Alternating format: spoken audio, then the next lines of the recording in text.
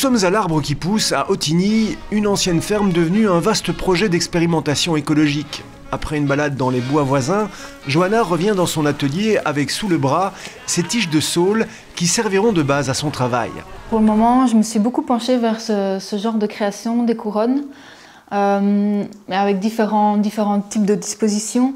Des bouquets aussi bien inversés, qu'on peut suspendre au mur, que des bouquets qui seront dans des vases. Je crée aussi pas mal de mobiles qui sont en suspension, qui peuvent être aussi des espèces d'abat-jour, lampadaires, etc. Johanna se définit comme une artisane organique et végétale. Au rythme des saisons, elle se nourrit de la nature pour confectionner ses créations, composées de pierres, de plumes, de plantes et de fleurs qu'elle trouve sur son chemin ou qu'elle cultive dans les champs voisins. Oui, au printemps, je vais semer, mais il y a déjà des fleurs qui émergent, qui sont là. En été, c'est l'opulence, l'abondance totale. Et en hiver, c'est des branches, des supports. Donc, les supports avec lesquels je vais travailler, que ce soit le houblon, la clématite, le saule, c'est en hiver que je vais pouvoir les récolter. Installée dans l'ancienne étable de la ferme, Johanna donne libre cours à son imagination poétique. Le matin de notre visite, elle se lance dans la réalisation d'un mobile aérien, un dispositif créé notamment à partir de coques de coquelicots. Je crois que je vais prendre la persicaire, ici. C'est des fleurs qui viennent de chez Anne-Sylvie, qu'elle cultive là-haut. Et je vais prendre la sauge blanche.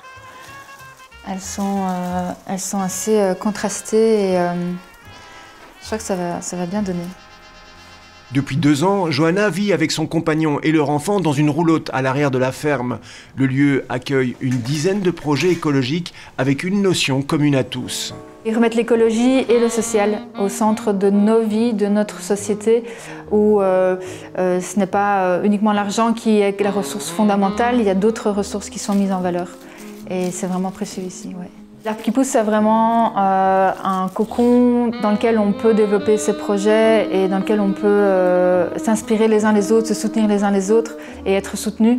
Et ouais, c'est un endroit idéal pour développer des projets qui sont peut-être un peu hors du commun.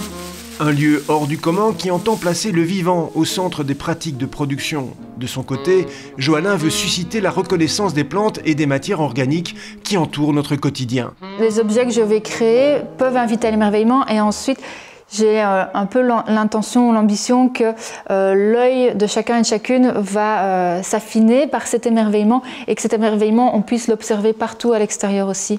En se promenant, j'ai des amis, des personnes qui viennent et qui me disent après, je me suis surprise à voir ce qui était sur mon chemin alors que je ne le voyais pas avant. Avant de lancer son activité, Johanna était designer, un métier un peu éloigné de son nouveau mode de vie. Ce qu'on recherche, c'est pas qu'est-ce que je vais faire de cet objet, à quoi est-ce qu'il va me servir au quotidien, c'est de laisser place vraiment à la beauté, à l'émerveillement. Et en fait, il n'y a pas une utilité directe fonctionnelle, mais une utilité d'harmonie en fait. C'est très subtil, très abstrait. À nouveau, c'est un cadeau que je me fais et que j'ai envie de faire et que j'ai envie de partager, d'encourager aussi dans notre quotidien, dans notre société.